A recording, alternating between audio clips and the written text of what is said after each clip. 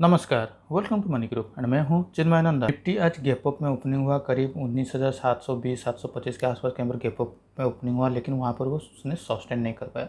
अगर आप पहले 15 मिनट का कैंडल भी देखते हैं तो वहां से एक शार्प सेलिंग हमें देखने को मिला और मार्केट यहां से धीरे धीरे नीचे की ओर से प्राइस एक्शन बनाते हुए करीब 19,620 के आसपास के ऊपर लोअर लगाया था और उसके बाद से वहाँ से एक रिकवरी हमें देखने को मिला और क्लोजिंग होते होते फिर से मार्केट ने कल का जो क्लोजिंग प्राइस था उसी क्लोजिंग प्राइस में एक फ्लैट टू फ्लैट में के क्लोजिंग दे दिया है। तो यहाँ से अब आगे क्या हो सकता है। नो डाउट मार्केट नीचे की ओर से गिरने की कोशिश तो कर रहा है, लेकिन वहाँ से हर एक डाउन साइड में मार्केट पे बायर्स अकुमुलेट हो रहे हैं और यहाँ से फिर से मार्केट को ऊपर की ओर से ले जा रहे हैं। पिछले ट्रेडिंग डे पे भी मार्केट ने जब 19,650 19,670 के आसपास कहीं पर आया था, वहाँ से फिर से एक शार्प अपसाइड की तरफ हमें बाइंग देखने को मिला हुआ है और आज भी ठीक उसी तरह से बाइंग ओपनिंग देखने को मिला हुआ है।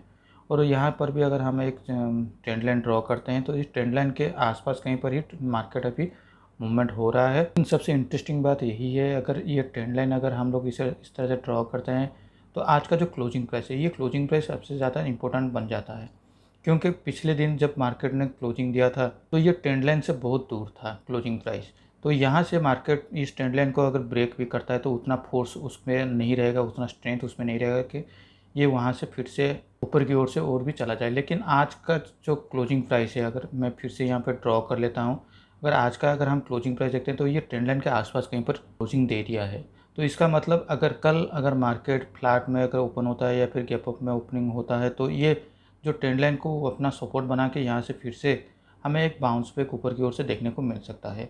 लेकिन नीचे की ओर से अगर मार्केट गैप डाउन पे ओपन हो जाता है तो 19,650 हमारे लिए एक लेवल होगा। इस लेवल के नीचे अगर मार्केट फिर से 15 मिनट्स कैंडल अगर क्लोज हो जाता है और फिर से और एक रेड कैंडल फॉर्मेशन होना शुरू हो जाता है तो यहाँ पर हमें फिर से एक सेलिंग प्रेशर देखने को मिल सकता है। और जिस तरह की मैंने अपने पिछले वीडियो में बताया है कि 19,600 और 19,500 ये हमारे नीचे की ओर से प्लानिंग होना चाहिए। फिर भी आज दिन भर पिछले 2 दिन के ट्रेडिंग सेशन में मार्केट ने ज़्यादा कुछ मूवमेंट नहीं किया है, तो मुझे ऐसा लगता है कि आने वाले कल या फिर एक्सपायरी डे पे एक से वन साइड मूवमेंट हमें देखने को मिल सकता है। तो चलिए अब देख लेते हैं बैंक निफ्टी की ओर। बैंक निफ्टी आज अगर हम देखें तो बैंक निफ्टी में भी अगर गैप अप में ओपनिंग हुआ, लेकिन उस निफ्टी की तरह बैंक निफ्टी भी वहाँ पे सस्टेन नहीं किया और नीचे की ओर से फिर से प्राइस एक्शन बनाते हुए नीचे की ओर से ट्रेड करता ही रहा।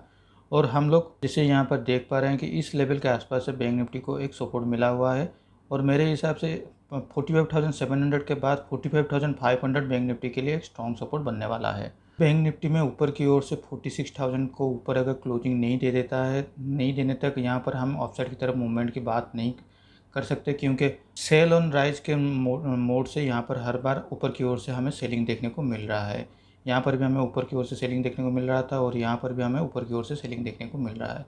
तो एक बार बैंक निफ्टी को 46,000 के ऊपर क्लोजिंग होने दीजिए, उसके बाद स्लो एंड स्टडीली 25 to 50% 46,000 के ऊपर हमें बाय साइड की तरफ से हमारे प्लान को एग्जीक्यूट करना होगा और हमारा फुल्ली जो एग्रेसिवली बाइंग का पोजीशन 46,200 के ऊपर ही कहीं पर आने वाला है।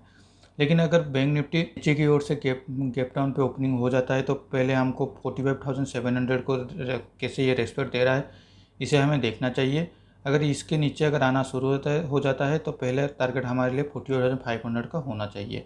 तो चलिए अब देख लेते हैं हमारे पोजीशन की ओर। मेरा जो कैरी फॉरवर्ड पोजीशन था उसको मैंने स्क्वायर अप कर लिया हूँ और उसमें करीब मुझे 1600 रुपये का प्रॉफिट दिखाई दे रहा है। इस पोजीशन को स्क्वायर अप करने का पीछे का लॉजिक ये था कि अब अगर आप देखें तो इंडिया विक्स आज के दिन में करीब 10 to 12% करेक्शन हो गया था और करीब ये 10.24 के आसपास कहीं पर चल रहा है, क्योंकि ये इसका सबसे लोअर लेवल के आसपास कहीं पर चल रहा है। और मैंने अपने ट्रेडिंग करियर पे कभी भी इंडिया भी इसको सिंगल डिजिट पे अभी तक नहीं देखा हूँ। मुझे ऐसा मानना है कि आने वाले टाइम पे इंडिया फिक्स बढ़ेगा तो उस हिसाब से आपका प्रीमियम का प्राइस भी बहुत तेज़ी से अप्रिशिएट होने वाले हैं। और दूसरा लॉजिक यही है कि बैंक निफ्टी निफ्टी हमारा इस लेवल के आसपास पे बहुत बार ट्रेड हो रहा था, बहुत टाइम तक ट्रेड हो रहा था, लेकिन जब बैंक निफ्टी ने 19,650 को नीचे की ओर से तोड़ा तो मेरा ऐसा मानना था कि इसी लेवल के आसपास से इंडिया विक्स में एक भारी अप्रिशिएट देखने को मिल सकता है। तो उस हिसाब से मेरा प्रीमियम भी जो भी टिके हो चुका था वो भी मेरा इरोड होने वाला था।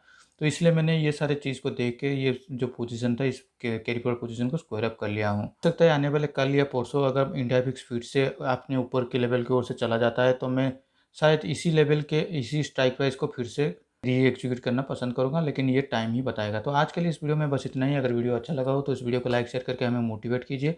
पर्सनल फाइनेंस या ट्रेडिंग के नॉलेज के लिए हमारे चैनल को सब्सक्राइब करना ना भूलें। Thank you for watching my video.